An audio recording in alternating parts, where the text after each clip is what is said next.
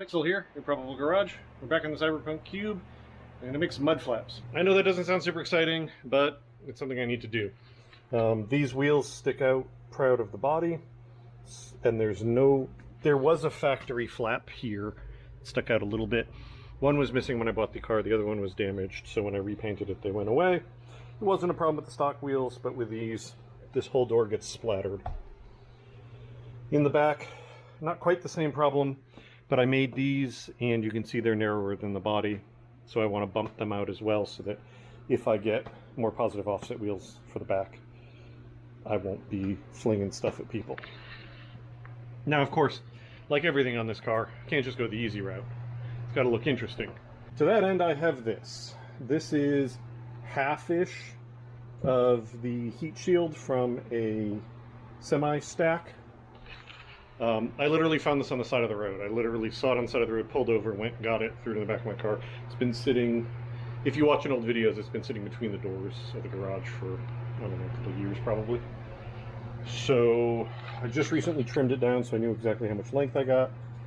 It has one issue, which is that it is cracked over here, but I think I'm going to be able to work around that.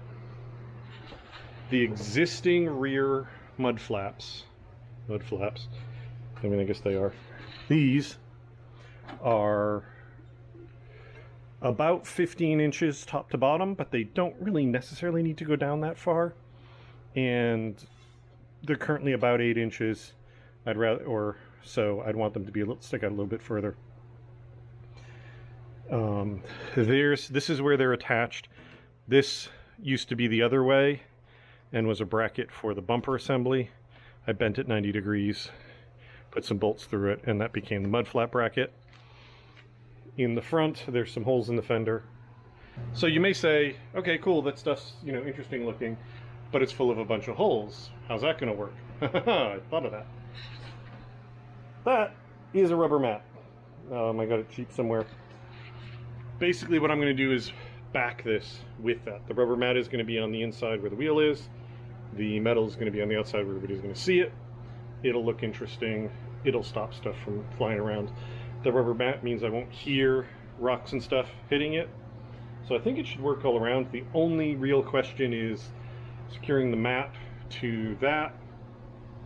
Kind of hoping I can do it with glue or something, but it probably won't work. I'm probably going to have to put screws or rivets, in which case I'm going to have to get stainless steel so that it doesn't corrode this. But that's future me problem. Right now, I want to see what I can do in terms of cutting this to shape.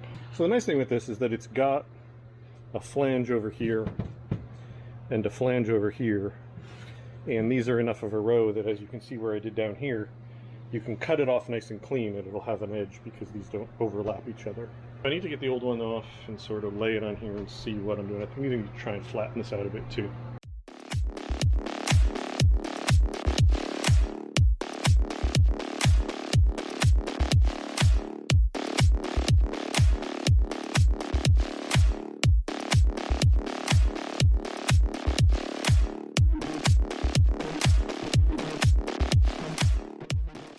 Alrighty, so this is what I ended up with.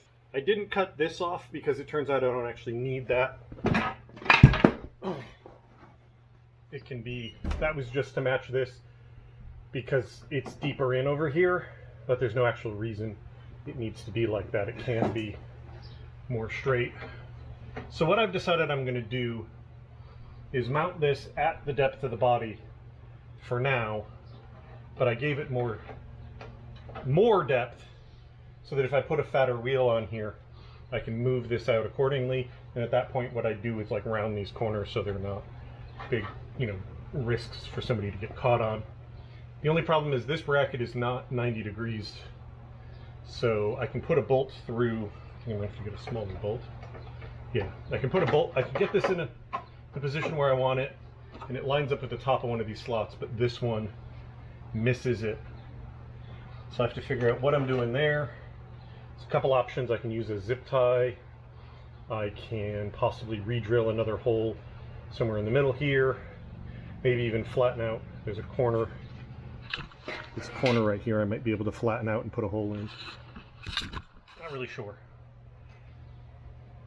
But already I can see that I like that for the difference in how it looks. It's not, as opposed to being, oh yeah, that's just diamond plate. Now it's some other material, a weird pattern that isn't obvious. So let me get some bolts that fit through this, get this to stay in place, and then figure out my next step.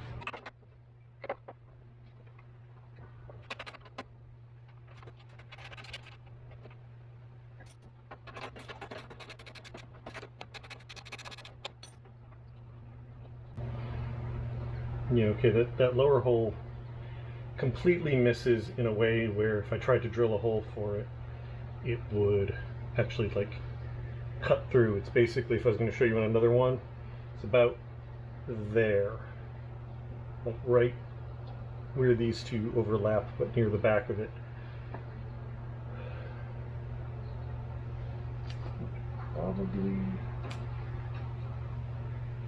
Probably drill another hole here and pick up the bottom of the same slot that this one is in. Now, like I said, I want this to be able to shift outwards later if I need it to, so I can't do anything that involves modifying the mesh part, because that'll be out where you can see it later. So that's why I'm trying to figure out how to make modifications on the body of the car instead. I drill right up against the edge over here, like right where the fold is between this and this. I think if I put a hole right there, I'll pick up a different slot such that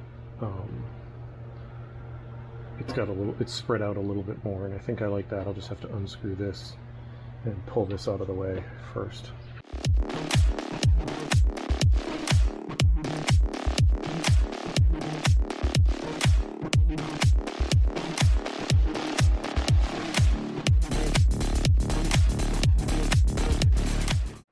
So unfortunately nobody makes a rubber floor mat blade, so we're going to try out a wood blade and see how well that works.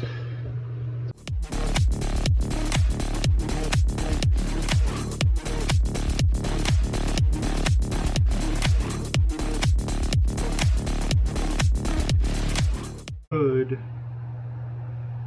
keep this pressed against it in an arc because it won't be able to slide down, because the distance, there's not enough distance.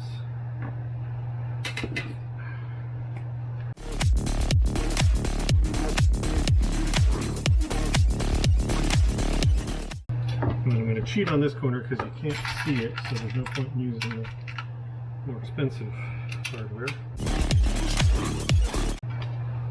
Oh heck yeah, this is going to look so good.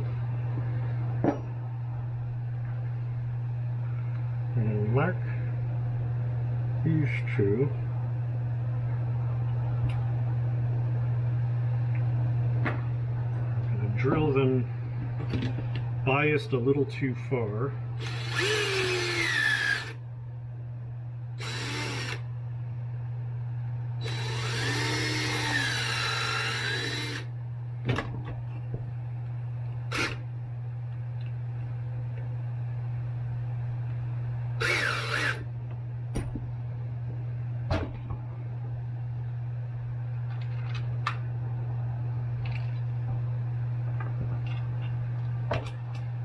And that'll, like I was saying, force it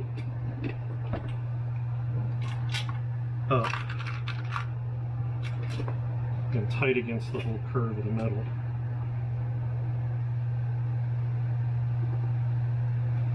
So basically this is saving me from having to do a whole bunch of extra hardware all the way along.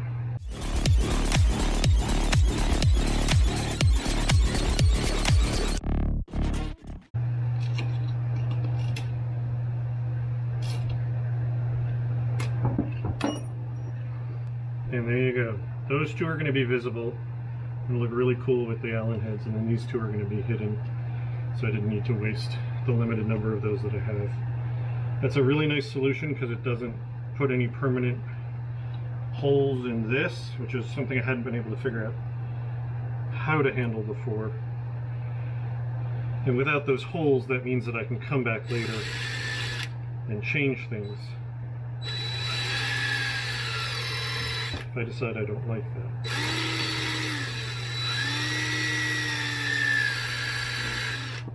And now I'm drilling the 2 holes for the 2 bolts.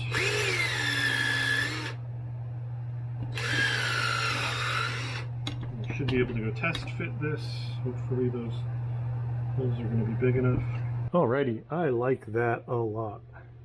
So I've got the same length, or possibly even more than I had before, even though this is shorter than that was. I like the weird material. I like the bolt faces.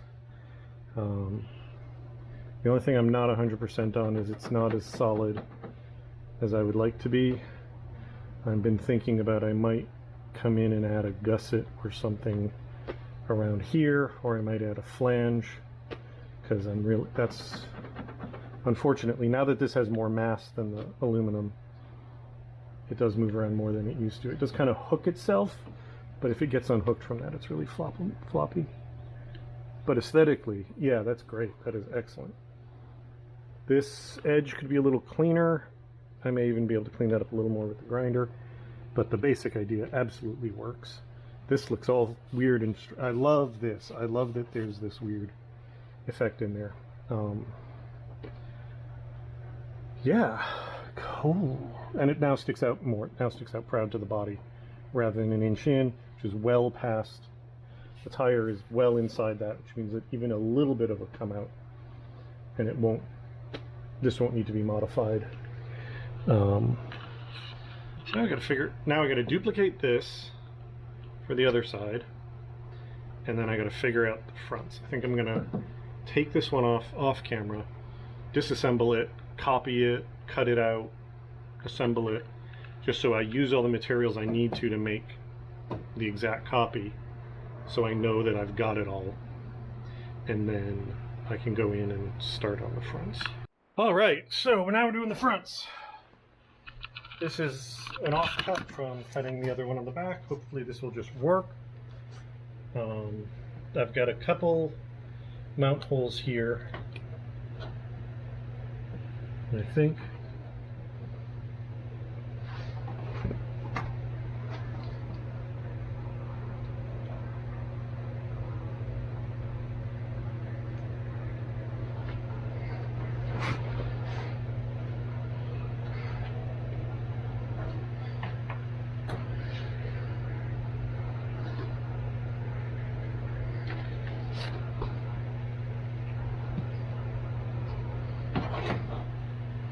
Because I think if I do this, if I have basically 2 rows exposed, and then I'm going to round this corner very aggressively, I think that'll do exactly what I need it to do, get that cool effect.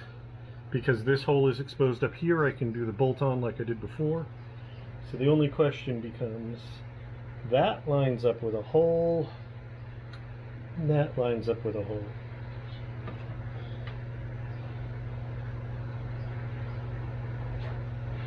So I think actually what might make the most sense is put a riv nut in those 2 holes. Yeah, that's so freaking easy. I'm going to cut a bunch of the inside out, this, because there's 1 hole here and 1 down in here. I need to mark that line up with those 2 spots down there. Alrighty, done again. Exact same process as the other one, except there's not one over here. There's not a bolt over here.